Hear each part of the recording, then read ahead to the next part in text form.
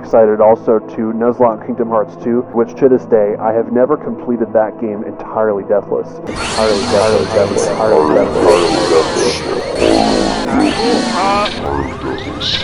Oh shit.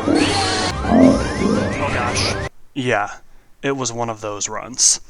Hello, my name is Brandon Kellogg, and I will be doing a Nuzlocke of Kingdom Hearts 2 Final Mix. If those clips of me dying in the first 20 seconds of this video didn't make sense, don't worry, I will explain everything. First of all, what is a Nuzlocke? I define a Nuzlocke as a harder way to play a video game than its normal difficulty. Nuzlocks are mostly common in the Pokemon community with the same spirit of increasing the normal difficulty to make the game more enjoyable. This change will force the player to try different strategies that they wouldn't normally otherwise use to play the game. This is implemented by adding arbitrary rules that are by no means official, but by following them, we can create a completely unique experience. And the number one law of the Nuzlockers, similar to Parlay from Pirates of the Caribbean and in Port Royal, is that they are more guidelines than rules, as every YouTuber that does a Nuzlocke will also have their own unique twist and rule set that they elect to follow. Secondly, why Kingdom Hearts? Well, for starters, Kingdom Hearts is one of my favorite games.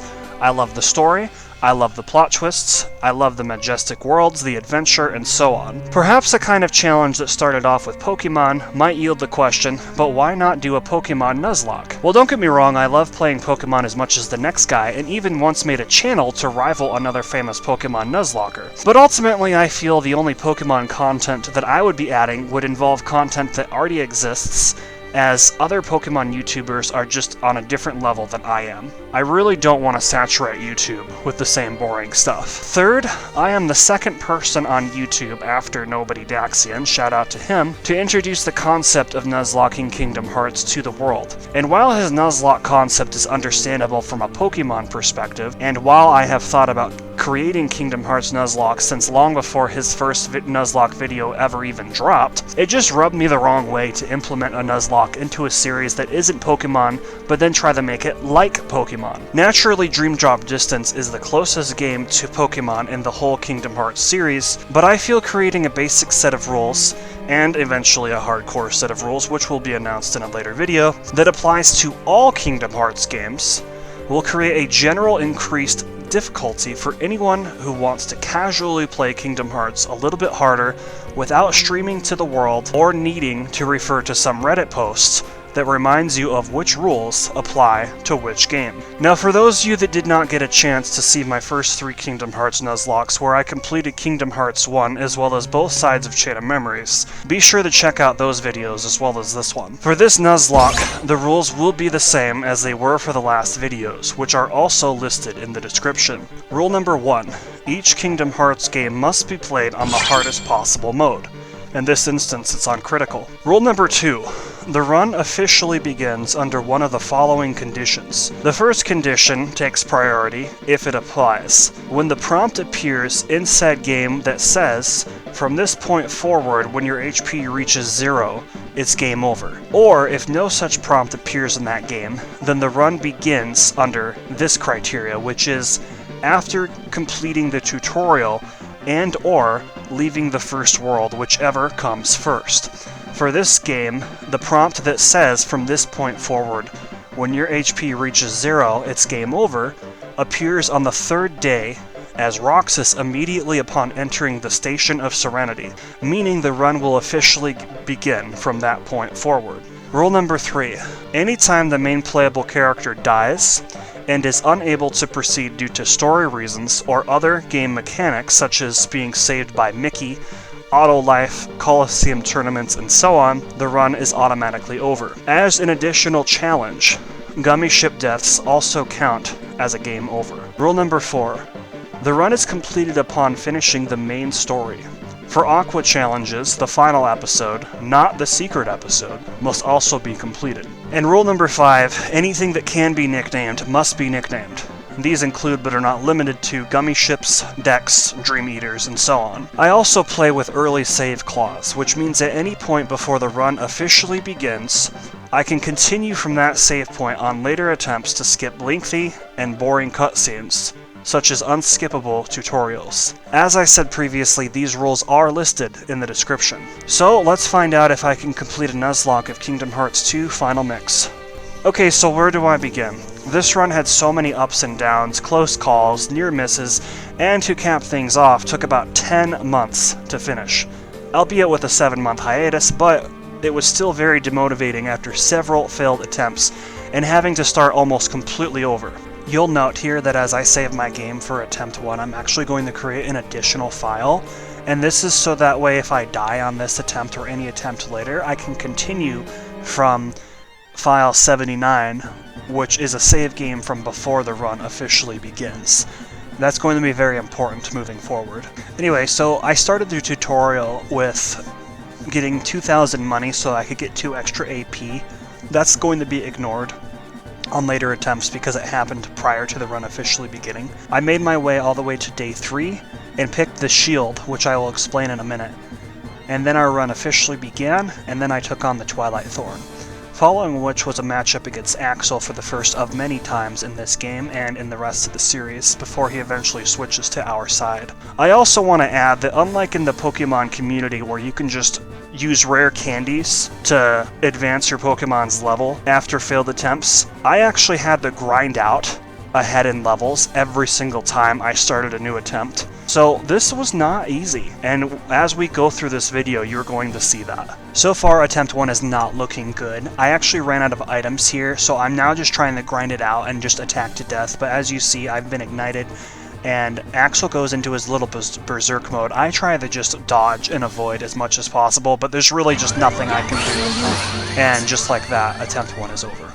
So as you can see, this is not going to be an easy attempt. Like I said earlier in this video, I have never beaten this game on critical entirely deathless, so I think you're going to be in for a real treat. Similar to Kingdom Hearts 1, you're given an option to choose between the Dream Sword, the Dream Rod, and the Dream Shield, but there's even less of a reason to pick up the sword or the rod in this game because you don't even get to use it. But if you do pick up the sword, you get key abilities such as Second Chance as late as level 85, and Once More comes at level 47. Those are very important abilities in a Nuzlocke, and delaying them as long as possible for an absolutely no boost to anything is just utterly useless. If you picked up the Dream Rod, you would get Once More at a much earlier level of 28, and Second Chance at a little bit earlier level of 65. But essentially that's useless. I want to just cut myself off here. Yeah, I made it a point to include this. I probably shouldn't have, but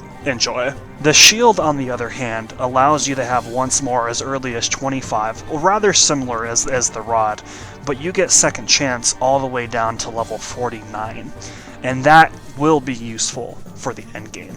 And unless I implement any rules that specifically says I'm not allowed to grab the shield, you will see me grab the shield in every single one of my playthroughs, for that reason alone. I make my way through the tutorial very nicely, and square off against Axel in the final boss of the prologue. Very nicely, I don't really need any help from items or anything. I believe Sora attacks a bit faster than Roxas does, which is very convenient for grinding.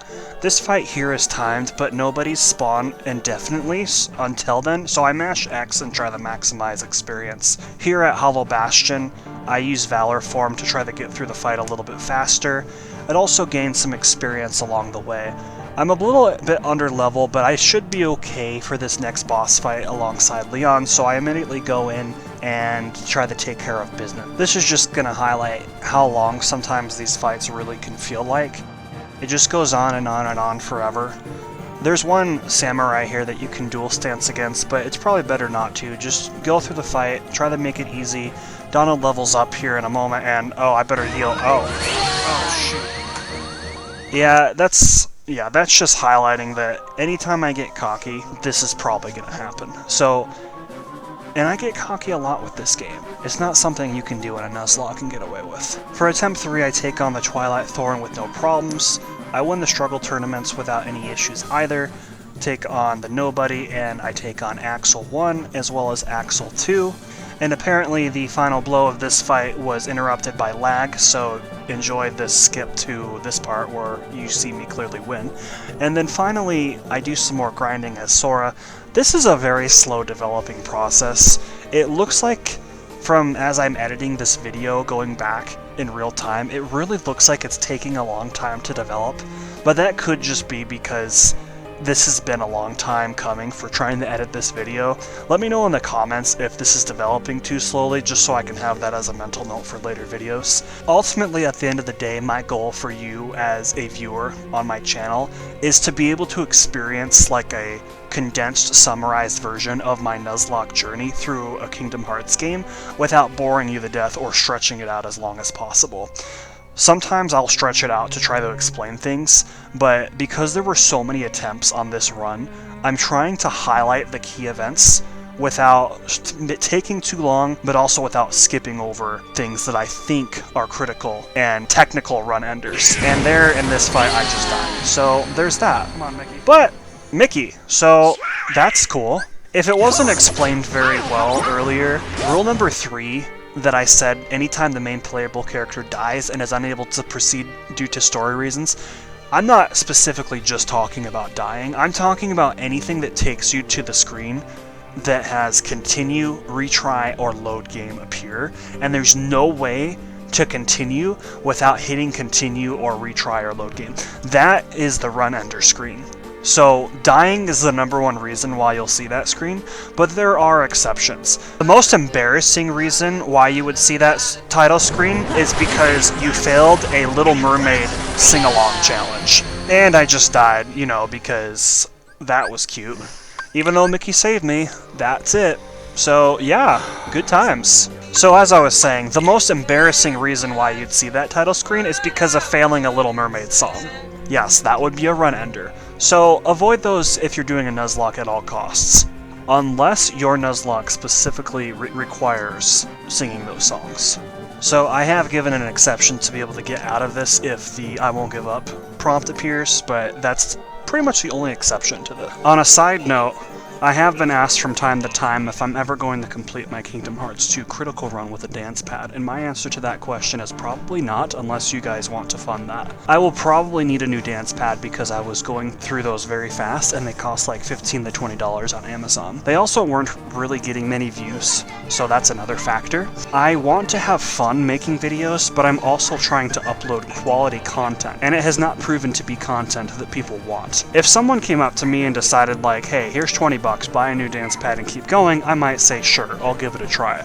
But the time commitment is really hard for me to justify. I do have that save file on the back burner just waiting for me to pick up from where I left off. Actually, it's right after beating Demix.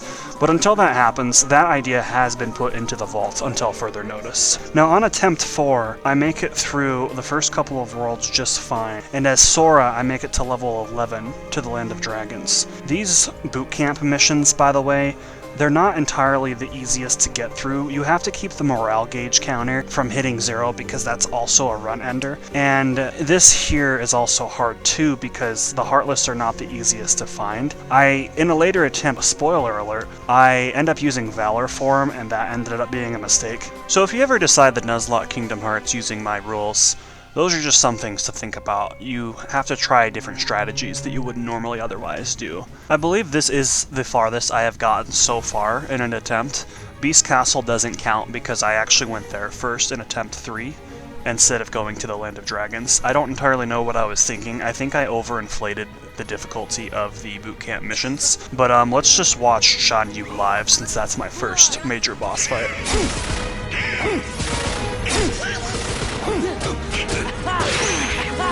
For China! I'll handle this!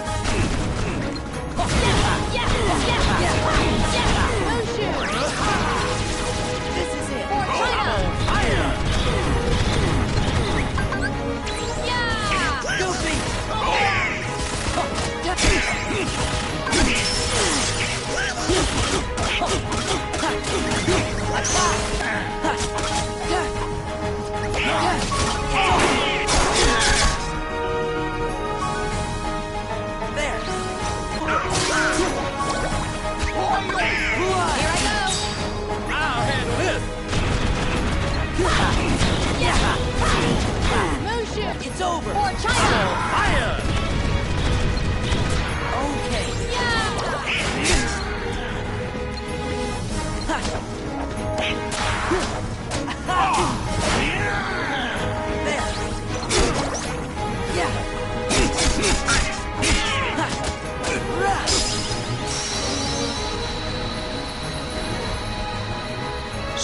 was that, like 3 minutes? So these boss battles, you have to be really careful because any bad move can cause you to die at any point and completely ruin your run. I think the biggest issue, the biggest difficulty with this challenge is actually having patience. Because as a YouTuber, you're trying to create content that you can have for your viewers on your channel to watch. But the issue is if you don't have any patience to get through these harder levels and harder challenges and harder bosses, you're just gonna die. So if you ever decide to do a Nuzlocke, I would strongly recommend having a little patience, especially through the early levels of the game when leveling up is just so tedious and so slow. And that's part of the reason why I'm trying to skip through so much content, just so that I'm not saturating my videos with so much redundancies. Another issue I keep finding myself in is unless I'm doing an excessive amount of grinding, I always seem to find myself under level at the next world. Kingdom Hearts 2 has a very specific mechanic. I think it's the first introduced in this series, where it gives you a battle level of a suggested level that you ought to be at so that you can be okay in that world. In Beast Castle, the battle level is 13, and I believe in an earlier clip you saw that I was at a lower level, even though I was at level 11 by the time I got to the Land of Dragons, which is one level over the suggested battle level. All of a sudden I'm under. And here we are at Olympus Coliseum. The suggested battle level is 16 and my current level is 14. So grinding is a huge part of the Nuzlocke and having it be successful, and that again goes back to patience. Against a large body here, for example, one false move, not using the reaction command, whatever happens, all of a sudden I'm done for. So to compensate, during the part off screen that I didn't show prior to the Cerberus fight here, I did an extra level, which is not easy, it's not fast, but it is part of the challenge. One strategy that I like to use that you will see a lot of, and you've already seen a lot of, is I like to do a lot of joint attacks, especially before learning Cure. This is great because you can do a lot of damage to really any enemy, but I like to do it on boss fights. It makes your HP unable to go down while you're in your joint attack. So you're able to do free damage, essentially. Again, when you're not trying to die, this is very useful. I will use this strategy a lot throughout my runs. Anyway, this fight ended up being very clean, and I ended up wiping out Cerberus without really much of a fight. Next up is the Demix, and I have this speeded up to ×2 at this point because this is a very tedious fight, I'll say.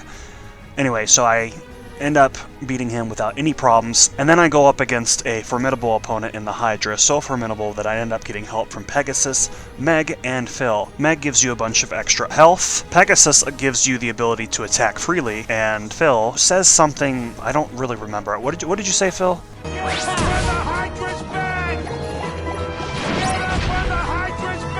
Ah, that's right, that's what he says. Anyway, so I got onto this platform on the Hydra. I'm not going to say what it is because I think Phil already explained that to you. And I easily defeat the Hydra. Spoiler alert.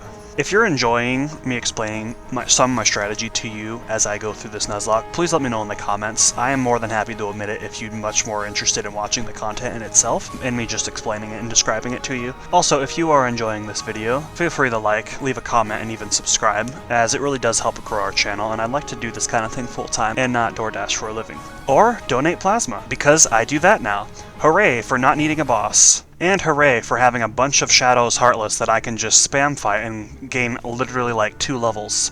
Pretty useful. Speaking of which, that wouldn't be complete without destroying every single one of these Lightning Bolt Heartlesses, courtesy of Her Majesty, Minnie Mouse. We're going to use her special ability, Faith, to destroy all of them and get another accessory slot along the way. As much as I love the nostalgia of what is now public domain Steamboat Willie, we all know that the only reason why Pete really went back in time was so that he would actually be important and a final boss for once, but he's still no match for me. I've also been nicknaming all the teeny ships and gummy ships I've been getting along the way. Feel free to enjoy them at your leisure as you see them appear on the screen. But since this video is longer than normal, let's pause 12 seconds for a brief word from our sponsors.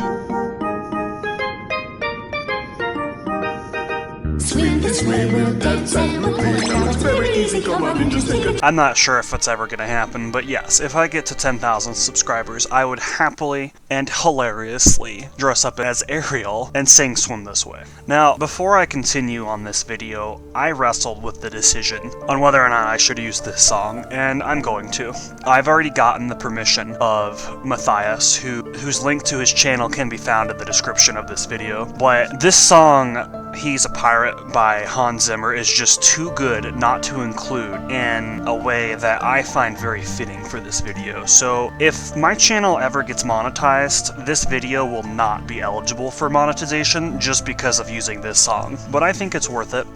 I really do. So I just wanted to take a moment to explain that before continuing with the explanation of this Nuzlocke. So far, attempt 4 is looking pretty promising so far. I believe it's been 20 hours, I think, of in-game time over the course of maybe 2, 3, or even 4 live streams that it takes to get this far. So we're making steady progress, but there's still a lot to go, so we'll have to just see what happens. Undead Pirates A, B, and C provide a very high amount of experience considering where we're at in the game, so I spend a lot of time grinding.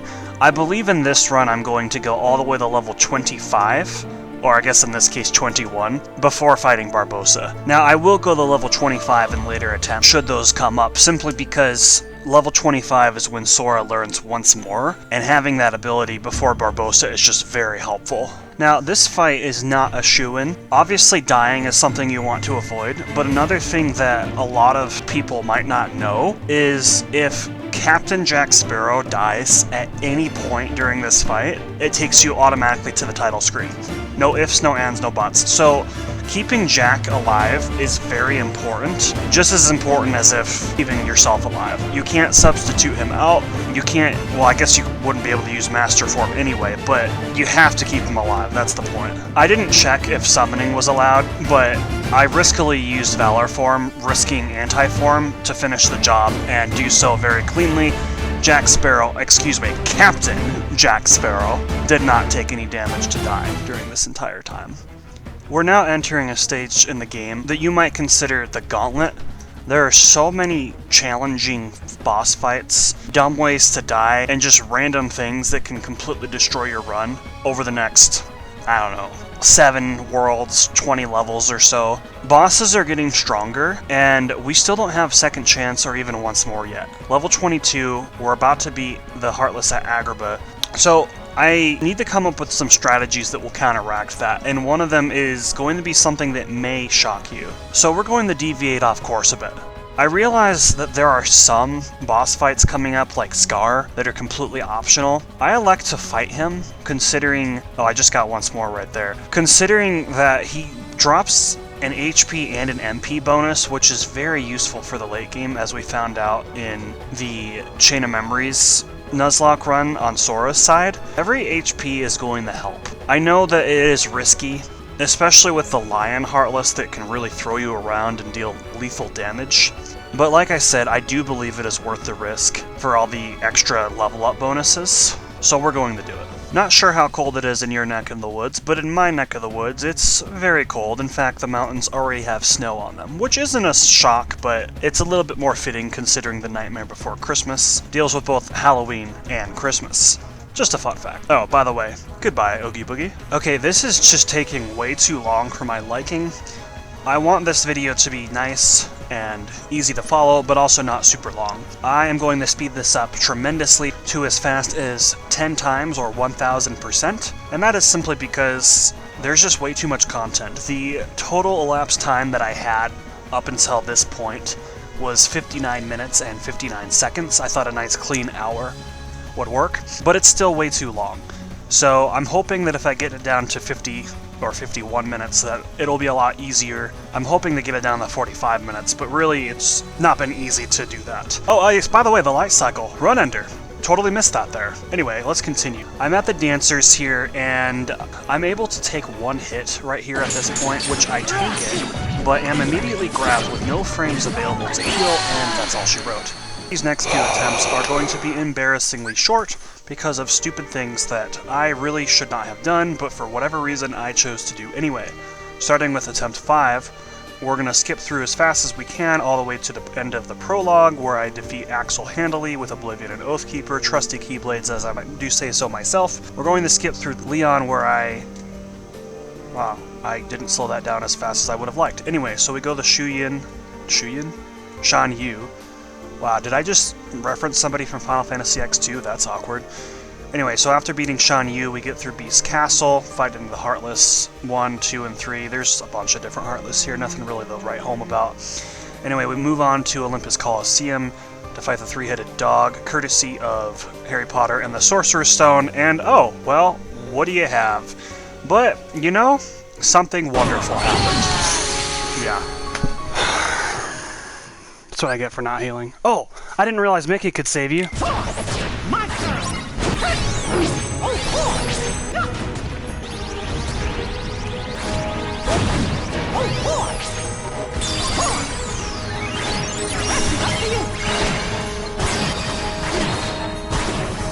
Let's go! Know your place.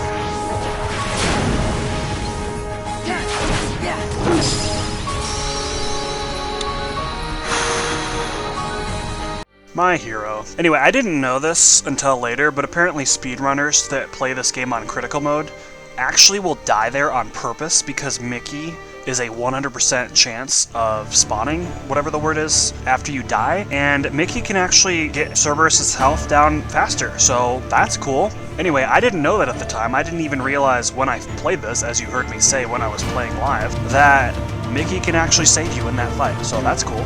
Epic music aside though, this will not be our last attempt, as if you were to look at the amount of time left in the video, you can see that there's about 20 or so minutes left, and there's a reason for that. So in this fight against Scar is hard enough because it seems like getting a finishing combo on him is hard enough, but I'm just gonna let the rest of the footage do the talking. No!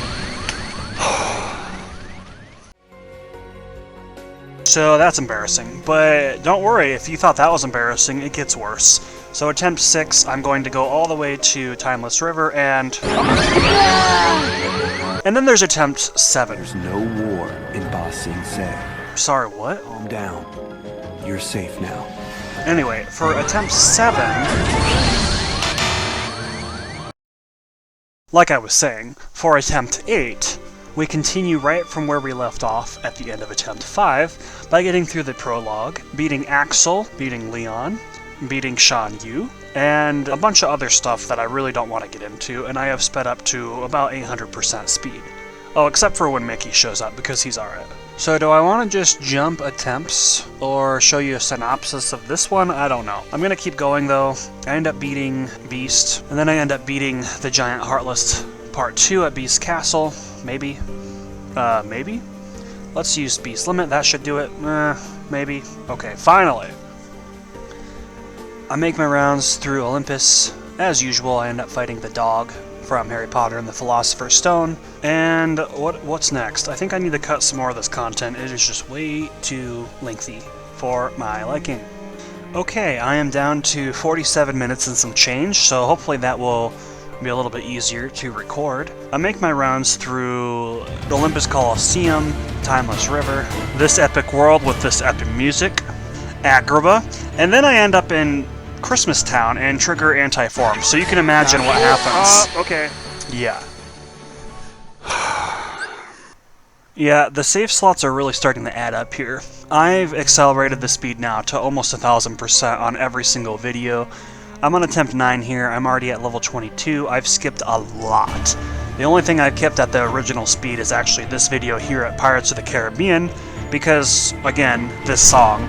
And I'm going to be milking this song. It's about 5.5 minutes long, and the idea is because I got permission to use it, and it's going to make my video not monetizable, if that's even a word. I figured I'd just use the whole song. So, enjoy this song as I beat the living daylight out of Barbossa. Anyway, I move on to Agrabah, to Christmas Town, Pride Lands, and I'm going to show the whole video of the Space Paranoids because this is a run ender. Well, most of it anyway.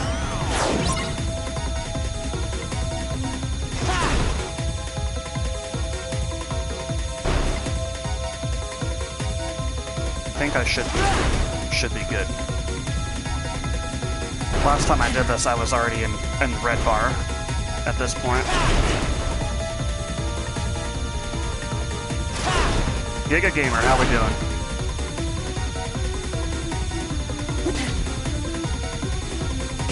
Oops. That was unnecessary.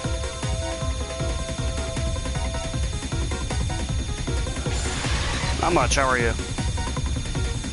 Alright, I did make my rounds, finishing the boss fight at the Space Paranoids, and then against these dancers that killed me last time around, I immediately enter limit form and do some serious damage as you're seeing here live. I'll let it tell you the story. Pathetic dancers. Right. This is it. Okay. It's over. This is it. Yeah, this is it. There we go.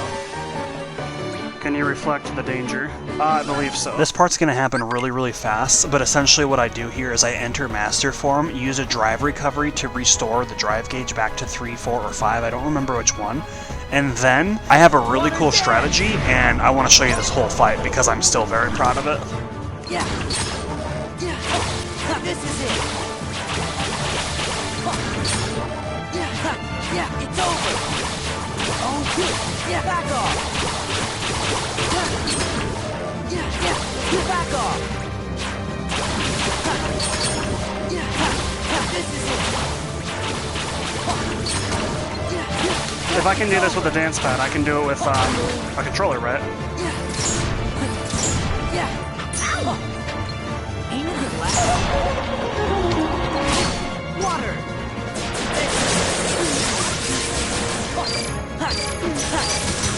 Back off. Back off. Okay. Like it.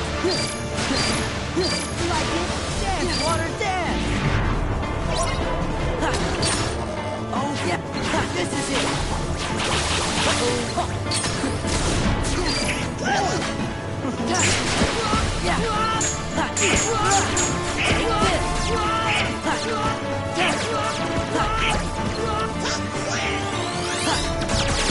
Yeah.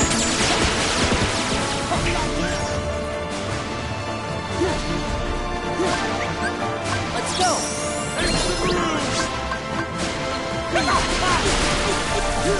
This is it.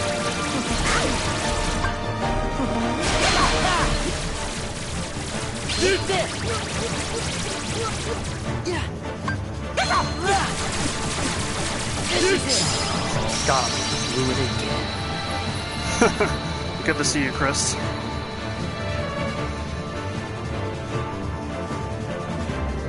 We finally have reached the farthest point in the Nuzlocke once again, but don't get too excited like I did during the 1000 Heartless Challenge, because if you do, you'll end up dying. Oh shoot. I ran completely out of items and potions. Too bad Donald wasn't there to not heal me.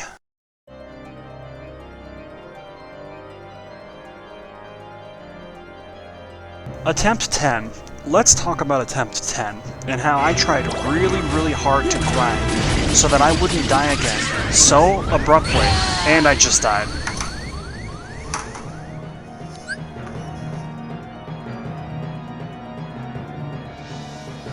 Like I was saying, for Attempt 11, I tried really, really hard to grind so I wouldn't die again so abruptly, getting all the way to the mid-20s by Port Royal, 32 by Space Paranoids, and 41 by the 1000 Heartless Challenge.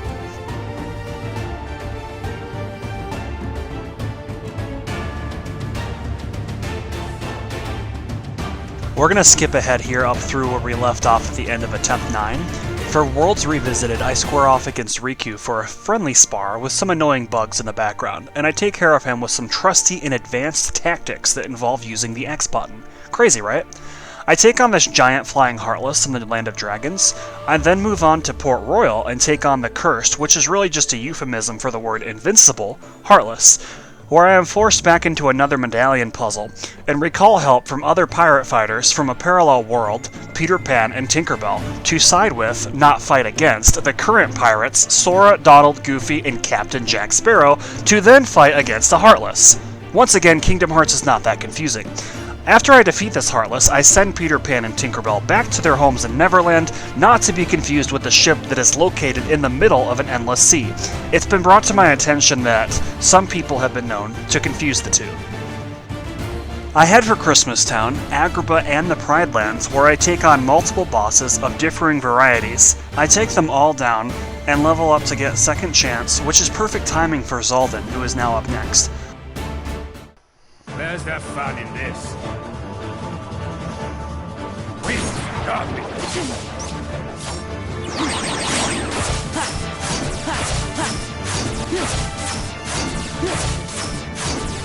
Yeah! There!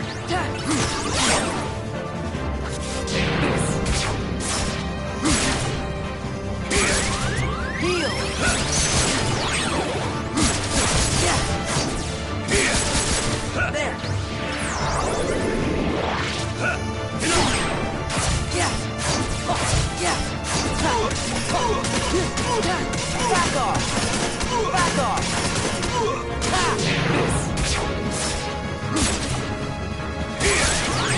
Heal! Okay!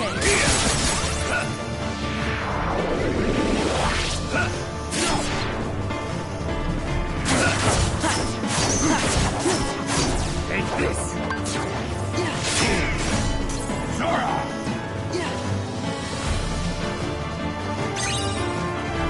Wear the face of despair!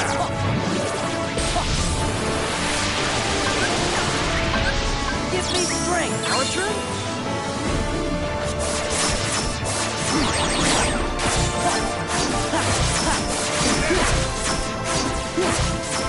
Take that! Yeah!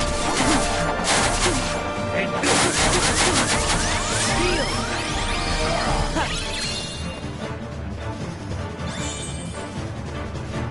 Wear the face of despair!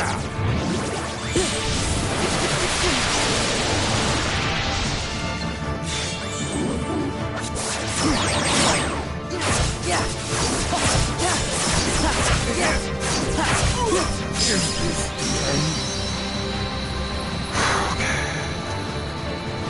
Following that fight, I head towards Twilight Town and team up with Mickey and later Axel to take down countless nobodies, before finally entering a fight inside Sora's heart against none other than the character you started as to begin the game.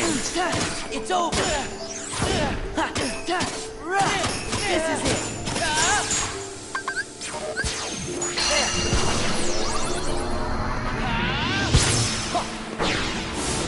Come on! Let's go! Fight! Like that! Take this! Let's go! Take that! It's over!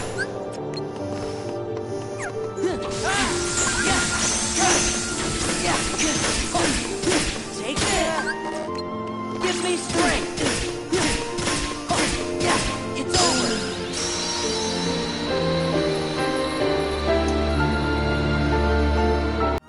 I have to say, that fight against Roxas is probably one of my favorite fights in the entire game.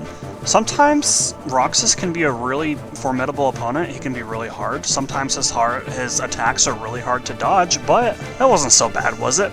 Next up is Zaldin, and that fight goes pretty well until I decide to get super cocky and enter Master Form, and then this happens. Light! What? Yeah! Zora!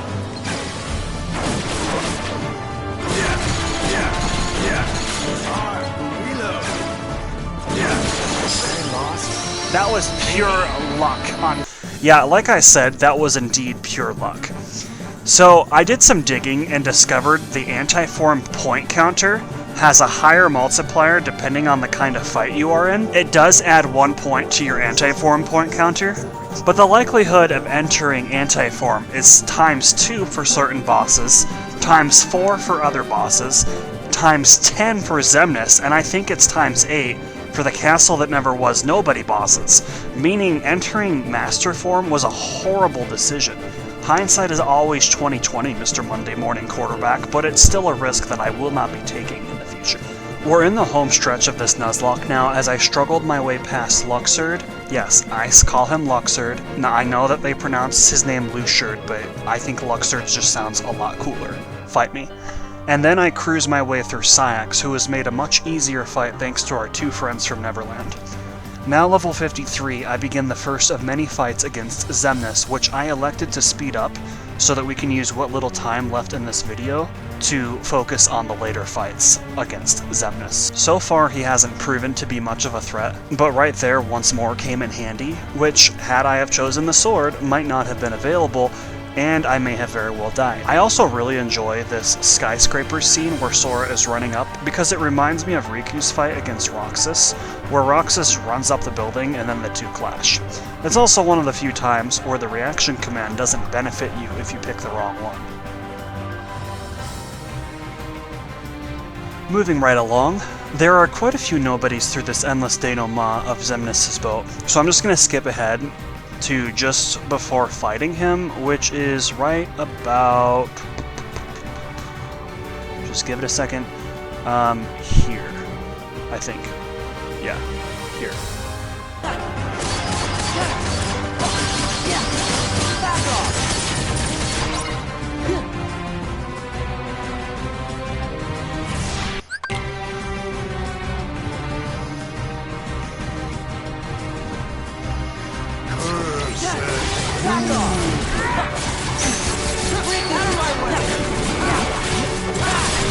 Is that all you got?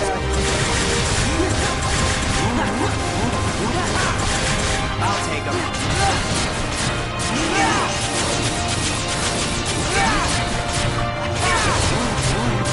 Is it all?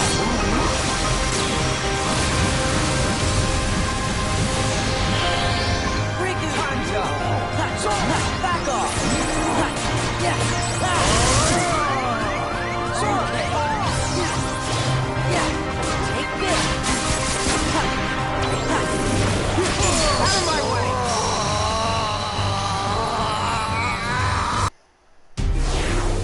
Alright, chat, this is the fight.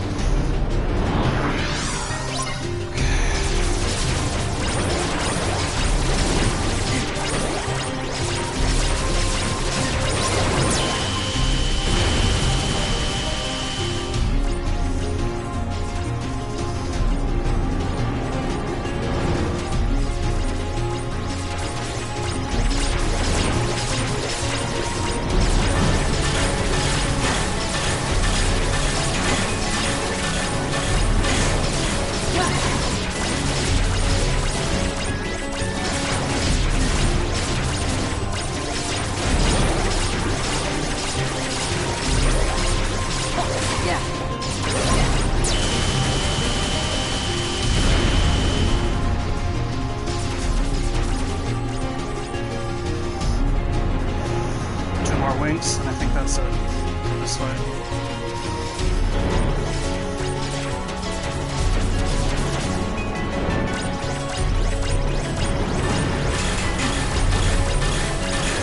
Come on.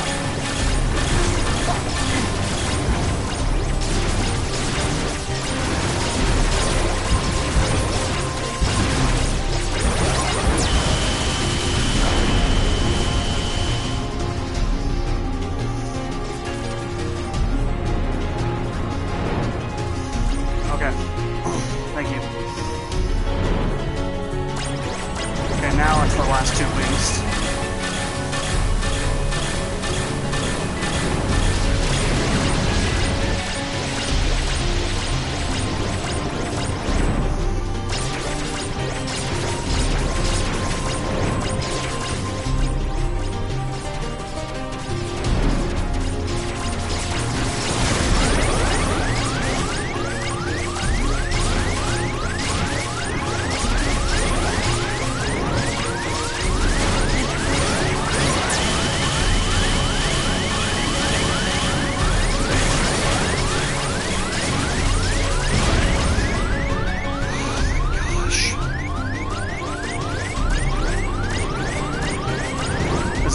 Chat. Fighting for our lives.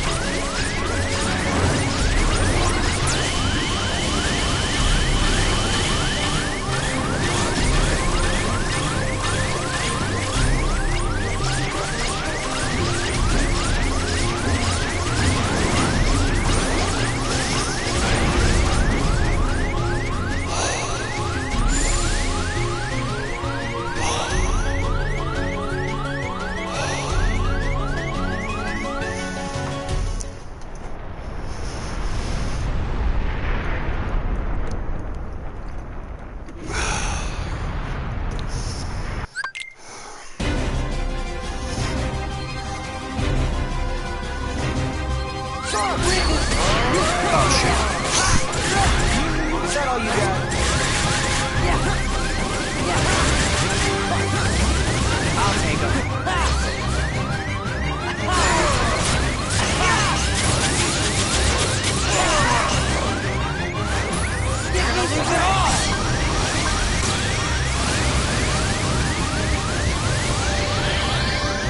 Time's up. Sora! There. It's over. Hearts are power. Nothingness is eternal.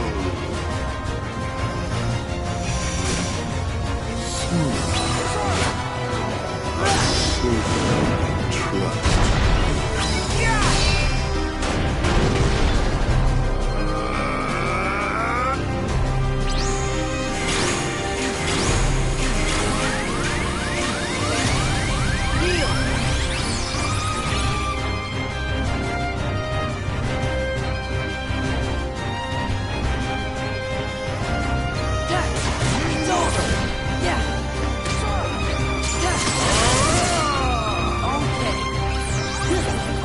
Good to know. Thanks.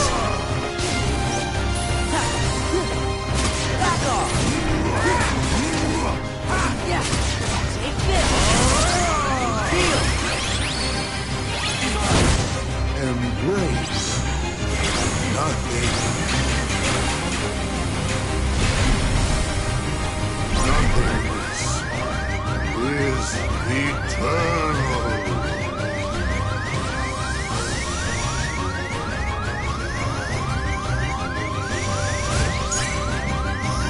Oh gosh.